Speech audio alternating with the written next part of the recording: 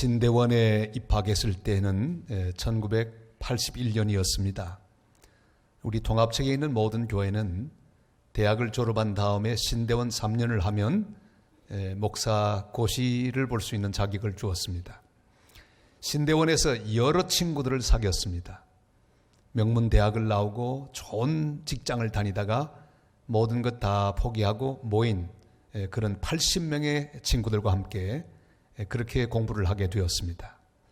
하루하루가 얼마나 귀하든지요. 그런데 그러다가 하루는 한 친구를 만났습니다.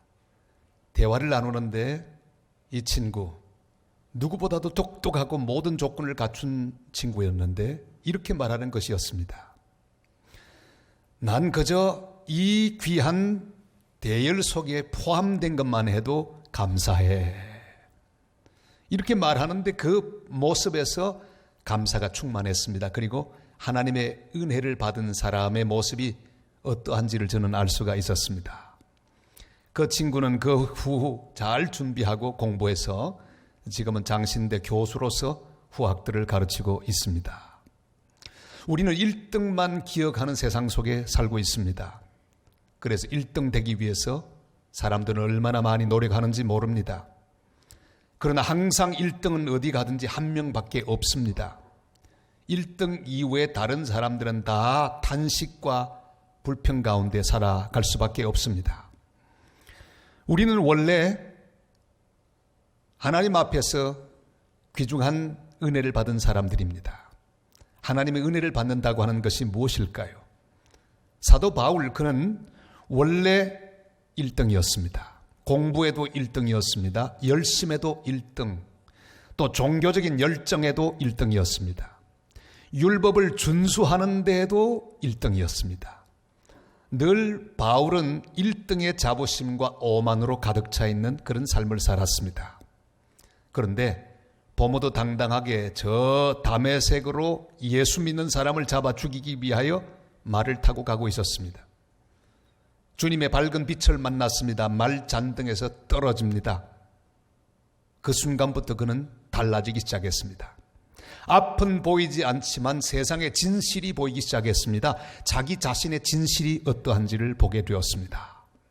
전부 1등으로 보였던 자신, 그가 사실은 알고 보았더니 가장 형편없는 존재임을 그가 알게 되었습니다. 자랑거리가 바뀌었습니다. 그가 고백하는 고백이 완전히 달라지고 말았습니다. 빌립보 3장 7절로 9절까지 말씀을 같이 보겠습니다. 그러나 무엇이든지 내게 유익하던 것을 내가 그리스도를 위하여 다 해로 여길 뿐더러 또한 모든 것을 해로 여김은 내 주 그리스도 예수를 아는 지식이 가장 고상하기 때문이라. 내가 그를 위하여 모든 것을 잃어버리고 배설물로 여김은 그리스도를 얻고 그 안에서 발견되려 함이니 내가 가진 의는 율법에서 난 것이 아니요 오직 그리스도를 믿음으로 말미암은 것이니 곧 믿음으로 하나님께로부터 난 의라. 아멘. 은혜 받은 이후에 바울은 모든 것을 하나님의 은혜로 해석합니다. 그의 눈에는 이제 은혜라고 하는 안경이 끼워져 있었습니다. 지나간 세월을 보아도 은혜요, 자기 옆에 있는 사람을 보아도 은혜요, 앞으로 될 일들을 생각해도 은혜였습니다. 오늘은 금년의 마지막 주일입니다. 지나간 1년을 은혜의 안경으로 바라보면서 모든 것이 하나님의 은혜라고 고백하는 시간이 되시기를 바랍니다. 은혜의 안경으로 바라보았던 자신, 그것은 1등이 아니라 꼴찌였습니다.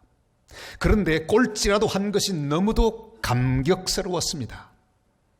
그는 꼴찌의 감격을 가진 사람이었습니다. 우리 8절 말씀을 읽겠습니다. 맨 나중에 만삭되지 못하여 난 자 같은 내게도 보이셨느니라. 아멘. 자기가 바로 꼴찌임을 알았습니다. 자기가 형편없는 존재임을 알았습니다. 그러나 꼴찌였음에도 불구하고 하나님 앞에서 그가 설 수 있다는 사실을 감격하고 감사하는 그런 귀한 마음을 가지게 되었습니다. 박진영 씨가 출연하는 오디션 프로그램을 한번 보았습니다.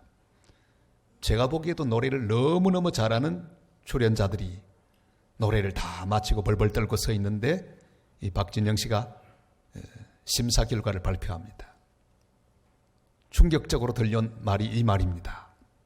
노래를 참 잘했습니다. 그런데 그것 가지고 안 돼요. 더 특출하게 잘해야만 희망이 있어요. 얼마나 그 말이 얄밉게 들리는지요. 대부분의 사람들, 웬만큼 잘하는 대부분의 사람들이 그 말을 들으면 다 신경질 납니다. 기분 나빠집니다. 그런데 여러분, 오늘 이 본문 가운데 하나님은 1등이 되고도 충분한 바울의 눈을 열었습니다. 자기가 스스로 죄인 중에 괴수라고 고백을 하게 했습니다. 스스로 꼴등이라고 말하게 했습니다.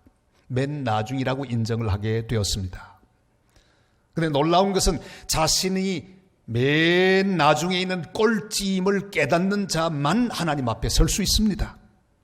꼴등이지만 주님 앞에 서 있는 사람, 그 사람은 희망이 있습니다. 그 사람은 1등이나 마찬가지입니다. 여러분, 지난 1년을 돌아보면서 비교하지 마시기를 바랍니다. 구원받은 것만 해도 감사합니다. 주님 품에 안겨 있는 사람이 된 것만 해도 감사합니다. 이렇게 하나님의 교회 예배하는 무리들 가운데 내가 포함되어 있는 사실만 해도 얼마나 감사한지요. 제가 경기도 여주에서 개척을 할 때 승합차를 운전하기 위해서 면허가 필요했습니다. 면허증 시험이 필요했는데 여주에는 없고 용인까지 버스를 타고 가야만 했습니다. 새벽 기도를 마치고 일찍이 출발했습니다. 그리고 학과목 시험을 치렀는데 그때는 80점 이상 돼야 합격입니다. 몇 점 맞았을까요? 꼭 80점 맞았습니다. 합격이에요. 그 다음에 바로 주행 시험을 치는데 20점 이상이면 합격입니다. 근데 꼭 2점이 빠지는 18점으로 떨어졌습니다. 그 다음에 또 왔습니다. 두 번째 또 떨어졌습니다. 18점으로. 세 번째 또 왔습니다. 또 18점으로 떨어졌습니다. 얼마나 화가 났을까요? 네 번째 만에 드디어 돌았는데 합격불이 왔습니다. 점수 확인했을까요? 안 했습니다. 왜요? 합격이면 됐지. 무슨 점수가 필요하겠습니까? 아주 아슬아슬하게 합격했습니다. 여러분, 그래도 합격한 게 어디겠습니까? 지금도 제 면허증은 경기도에서 발행한 걸로 딱 되어 있습니다. 사랑하는 여러분, 주님의 계획 속에 있고 주님의 보호 속에 있다고 하는 귀한 감격. 꼴찌면 어떻습니까? 하나님 은혜로 구원받았고 하나님 백성이 되었고 하나님의 자녀가 되었고 교회에 속한 사람이 되었다면 모든 것이 감사할 것밖에 없습니다. 지난 1년을 바라보시기를 바랍니다. 꼴찌의 감격으로 지난 1년을 해석하십시다. 모든 것이 감사할 것밖에 없습니다. 많이 남지 않아도 괜찮습니다. 남보다 탁월하지 않아도 괜찮습니다. 수많은 박수갈채를 받지 않아도 괜찮습니다. 오직 주의 은혜로 지금 여기에 서 있는 것을 감사하고 기뻐하는 복된 하나님의 사람들이 다 되시기를 주님의 이름으로 축원합니다. 주님을 만나기 전에 바울은 자격이 넘쳤습니다. 넘치고 또 넘치는 사람이었습니다. 그러나 주님을 만난 이후에 그는 스스로 자신을 무자격자라고 그렇게 고백합니다. 오늘 빌립보 3장 5절 6절 이렇게 말씀하고 있죠. 다 같이요. 나는 8일 만에 할례를 받고 이스라엘 족속이요 베냐민 지파요 히브리인 중에 히브리인이요 율법으로는 바리새인이요 열심으로는 교회를 박해하고 율법의 의로는 흠이 없는 자라. 아멘. 그는 이렇게 자랑거리가 많았습니다. 남들 앞에 내세울 수 있는 스펙이 아주 많았습니다. 가말리엘 문화생에다가 로마 시민권을 가진 사람에다가 어디 부족한 것이 하나도 없는 사람으로 나타납니다. 그러나 은혜 받고 보니 자기는 아무것도 없다는 사실을 알았습니다. 자기 진실이 보였습니다. 무자격자임을 깨달았습니다. 아무것도 내세울 것 없는 존재인 것을 그는 깨닫게 되었습니다. 그래서 9절에서 이렇게 고백하죠. 다 같이요. 나는 사도 중에 가장 작은 자라. 나는 하나님의 교회를 박해하였으므로 사도라 칭함 받기를 감당하지 못할 자니라. 아멘. 무슨 말씀입니까? 난 무자격자라 그 말씀이죠. 이미 자격을 상실했는데도 하나님이 나를 불러주셨다고 하는 고백을 하고 있습니다. 예수 믿는 사람을 잡아 죽이고 있을 때 그때 이미 그는 모든 자격을 상실한 존재라고 하는 사실을 알았습니다. 그러나 하나님 은혜로 무자격자를 불러주셨다고 고백하고 있습니다. 다윗 역시도 이미 자격을 상실한 사람입니다. 간음죄와 살인죄를 범했습니다. 버림받기에 합당한 그런 존재입니다. 그럼에도 불구하고 하나님 회개하는 그를 다시금 회복시키시고 왕의 자리에 그대로 세워주셨습니다. 베드로 마찬가지입니다. 3번씩이나 예수님을 모른다고 부인하던 사람이었습니다. 무자격자입니다. 그럼에도 불구하고 주님은 다시 갈릴리 바닷가에서 그를 만나 주셨습니다. 요한의 아들 시몬아, 네가 나를 사랑하느냐?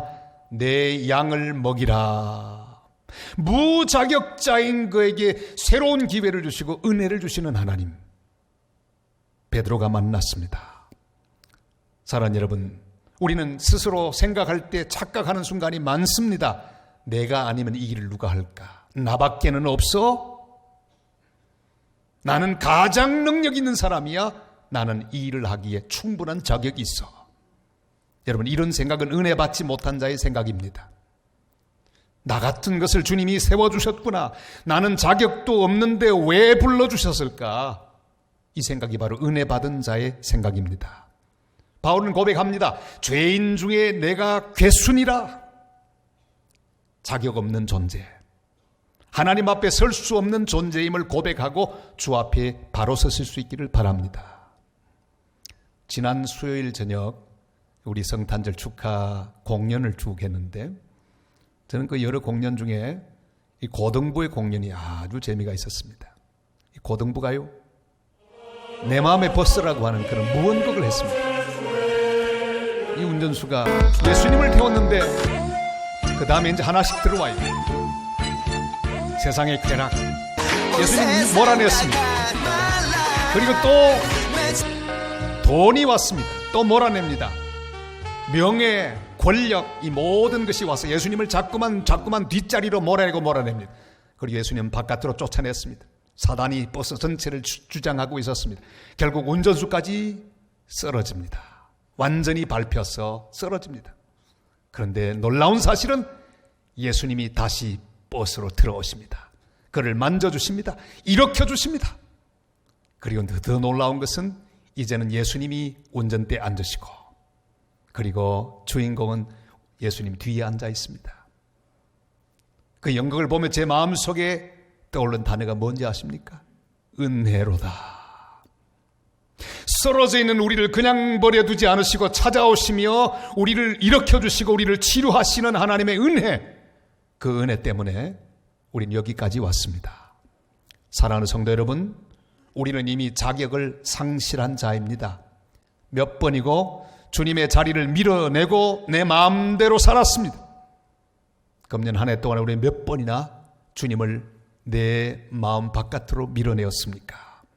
주님을 내 마음에서 쫓아내고 또 쫓아내던 그런 삶들이 많았습니다. 그러나 주님은 그럼에도 불구하고 다시 우리를 찾아오셔서 우리를 일으켜 주셨습니다. 성도라 칭함받기에